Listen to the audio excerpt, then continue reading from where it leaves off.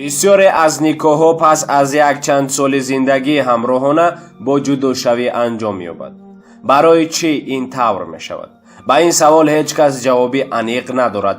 занҳо мардҳоро ва мардҳо занҳоро доим гунаҳгор меҳисобанд. рӯҳшиносон пас аз гӯш намудани тарафҳо ба чунин хулоса меоянд ки ҳарду тараф ҳам аз ягон ҷиҳат гунаҳгоранд. яке аз сабабҳои чунин ранг гирифтани ҳодисаҳо ин мебошад ки бисёриҳо на ба одамонӣ муайян балки ба идеалҳои худ, яъне ба орзу ва ҳавасҳои худ хонадор мешаванд.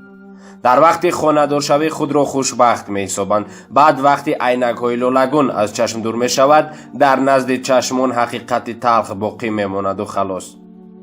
мардҳо аз таърифу таснифи зан ва гуфтани суханҳои хуши ошиқона худдорӣ менамоянд. занҳо бошанд дигар кӯшиш намекунанд ки ба худ нигоҳ карда дилкаш бошанд. як қатор маъюсивӣ дилхунукиҳо ҳам хоси мардҳо ҳам хоси занҳо мебошад. барои ҳамин ҳам шумо зуд аз паси қад намудани муносибатҳо нашавед.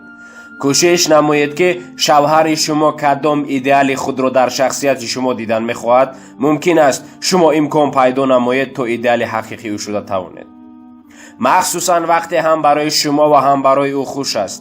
ин албатта бозӣ аст ва шумо аз ин асосан ҳеҷ чиз бой намедиҳед. ҳеҷ набошад ин боис мегардад ки шумо дертар аз ҳам ҷудо гардед, аммо дар ҳолати барори кор шумо метавонед соҳиби оилаи хуб гардед ки дар он ҷо зан идеали ҳақиқии марди худ шавад. аз ин рӯ пурсишҳо ҷавобҳои мардҳо дар бораи ҳамсари идеалӣ гуногун мебошад.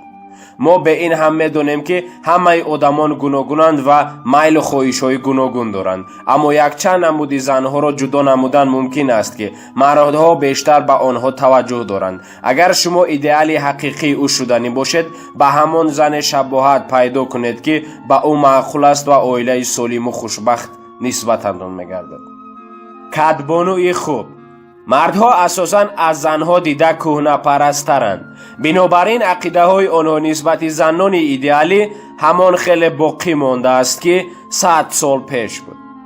агар кӯтоҳ карда гӯем, зан бояд ки ба корҳои хона банд бошад, фарзандҳоро тарбия намояд ва ба мард дилбазан нагардад. агар ин нақш ба шумо наздик бошад, ҳамаш хуб хоҳад шуд. фақат андозаро риоя кунед. кӯшиш намоед ки зиндагии ҳаррӯзаатонро рангоранг намоед. дар акси ҳол мард ба ин одат карда ба шумо кам таваҷҷӯҳ менамояд.